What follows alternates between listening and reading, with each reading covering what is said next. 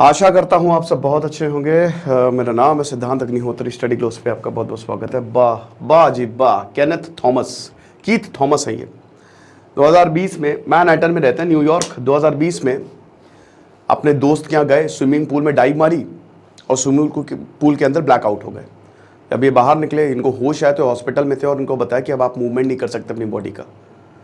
एक wealth manager है ये और व्हील चेयर पर फिर ये थे।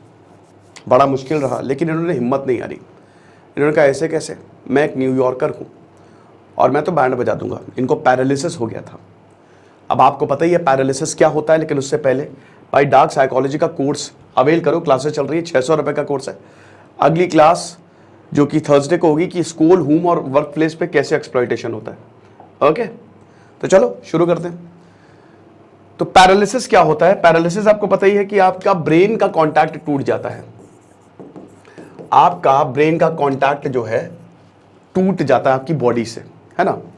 अब हो सकता है इसमें कोई आपकी न्यूरोलॉजिकल इंजरी हो, कोई डिजीज हो, गाइलेबारे सिंड्रोम, जिस पे मैंने भी लेक्चर लिया था, जो कि फैल भी रहा है काफ़ी ज़्यादा। यहाँ नहीं फैल रहा है, परेशान मत होइए। साउथ अमेरिका में इसको लेके इमरजेंसी लगाई गई है।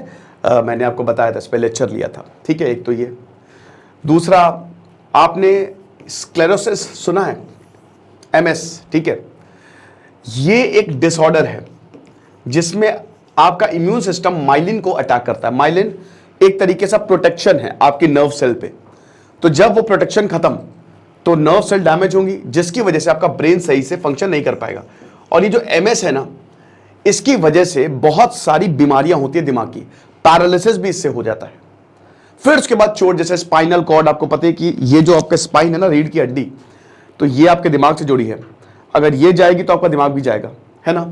तो यहां से भी पैरालिसिस होता है। बेसिकली आपका ब्रेन जो है वो उसका कनेक्शन ही टूट जाता है, कम्युनिकेशन टूट जाता है। अब हो सकता है ये पार्शियल पैरालिसिस हो सकता है फुल पैरालिसिस हो। फुल में आपकी कोई भी बॉडी, कुछ एकदम जैसे स्टीफन हॉकिंग या वो है ना आनंद भाई, मुन्ना भाई MBBS में यही नाम होता है ना, तो उनको जैसे फुल पैरालिसिस। हाफ पैरालिसिस का मतलब ये होता है कि आपके कुछ पार्ट काम कर रहे हैं, ठीक है ना। ठीक है, मतलब सारे नहीं, कुछ पार्ट काम कर रहे हैं। तो ये बड़ी डेंजरस सिचुएशन होती है, क्योंकि इसमें आदमी को डिप्रेशन बहुत जल्दी होता है कि मैं तो गया। लेकिन यहां पे ये केनेथ थॉमस ने अपनी हिम्मत नहीं हारी और जिंदा रखा। तो हुआ क्या कि इन्होंने, अब देखिए ये जो सर्जरी है ये AI बेस्ड सर्जरी है। बड़ा मुश्किल, आर्टिफिशियल इंटेलिजेंस, क्योंकि आपको इलेक्ट्रोड्स जो है ना वो दिमाग में लगाने होते हैं। अब आप दिमाग के साथ अगर छेड़छाड़ कर रहे हैं, यहाँ पे ये देखिए इलेक्ट्रोड छोटे छोटे लगे हुए हैं, बहुत ही मिलीमीटर के इलेक्ट्रोड्स।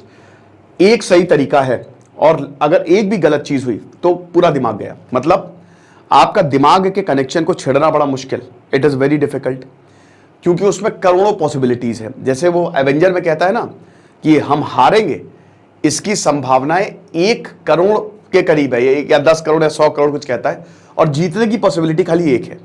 तो उसमें यह भी है कि जीतने की पॉसिबिलिटी 1 ही है, क्योंकि अगर एक चीज भी गड़बड़ होती है, there are million ways to screw it up, your brain will get screwed.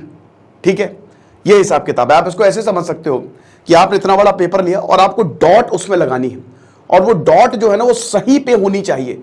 कहीं पे भी अगर आपने उस डॉट को गलत इधर उधर उधर लगा दिया, एक ही सेंटर पे डॉट लगानी है और बिल्कुल एक्यूरेटली लगानी है, तो आपका दिमाग गया।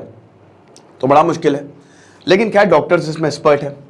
अब देखिए, ये आशीष मेहता बताते हैं, जो कि ब्रेन मैपिंग के विशेषज्ञ हैं, ये 15 घंटे की सर्जरी है, और 15 घंटे की सर्जरी इतनी आसान नहीं होती है। कीथ थॉमस की हिम्मत की दाद देनी पड़ेगी, क्योंकि जब उनकी सर्जरी चल रही थी तो आपको जो सर्जन है उससे बात करनी होती है, ठीक है, क्योंकि वो बहुत जरूरी प्रोसेस होता है। तो ये जोक्स क्रैक कर रहे हैं, ये जगे हुए हैं, कमाल, ठीक है। फाइनली सर्जरी पूरी हुई और ये चलने लगे। एक इंसान जो चल नहीं पा रहा था वो चलने लगा, ठीक है। अब चल तो ये रहे हैं, कैसे काम कर रही है मशीन? जैसे ब्रेन है भाई, जो इम्प्लांट्स हैं वो कम्युनिकेट करिए मशीन से, ठीक है। जो इनके थॉट्स हैं वो मशीन को भेज रहा है, और मशीन जो है फिर वो प्रोसेस कर रही है। यानी कि एक तरीके से मशीन, जैसे ही आपके इम्प्लांट्स मशीन से, कंप्यूटर से कनेक्ट होते हैं, AI है ना, आर्टिफिशियल इंटेलिजेंस, तो आप और वो एक हो जाते हैं, सेम हो जाते हैं। और उसके बाद वो आपके थॉट्स को प्रोसेस करने में मदद करती है, और दिमाग फिर सिग्नल भेजता है आपकी बॉडी को कि ये सोच रहा है तो ये करूं, खाना खाना है, मशीन खाने को प्रोसेस करके दिमाग को सिग्नल, और उसके बाद फिर कम्युनिकेशन शुरू हो जाता है। तो अभी हालांकि इनको दिक्कत हो रही है, लेकिन धीमे धीमे चीज़ें ठीक हो जाएंगी। तो एआई हम कहते हैं कि ईविल है, एआई बहुत सारी जॉब खा जाएगा, ये है आर्टिफिशियल इंटेलिजेंस। आप सोचिए कि कितनी सारी बीमारियां ठीक हो जाएंगी। मेरा मेडिकल मिरेकल है, क्योंकि पैरालिसिस का कोई इलाज ही नहीं है, आप क्या कर सकते हो। लेकिन एआई से हमने पैरालिसिस का इलाज खोज लिया है। अब ये इतना आसान नहीं है, क्योंकि बहुत महंगा है ये इतना महंगा प्रोसीजर है, करोड़ों रुपए लगते हैं। भाई इनके पास इतने पैसे थे नहीं, तो गो फंड मी, वहां पे इन्होंने फंड रेजर, यानी कि लोग जो हैं वो मुझे फंड करें, मेरे इलाज के लिए फंड करें। इन्होंने अपनी स्टोरी डाली तो लोग फंड किए, कुछ लोगों ने तो 10-10 हज़ार डॉलर फंड किए, और लगभग $3,60,000 यानी कि 30 करोड़ के करीब रुपए जो है वो इकट्ठा हो गए। अब उतने पैसे लगते हैं, आप समझ लो, करोड़ों का इलाज है ये। लेकिन आगे आने वाले समय में ये सस्ता हो जाएगा, आज से 10-15 साल बाद। ये तो अभी नया नया ना, इसलिए इतना महंगा हो रहा है। तो आप ये समझिए कि जो न्यूरोलॉजिकल डिजीज हैं, आपकी बॉडी चल नहीं पा रही है या प्रॉब्लम, तो इस मिरेकल की वजह से, चमत्कार की वजह से आप दोबारा चल सकते हैं।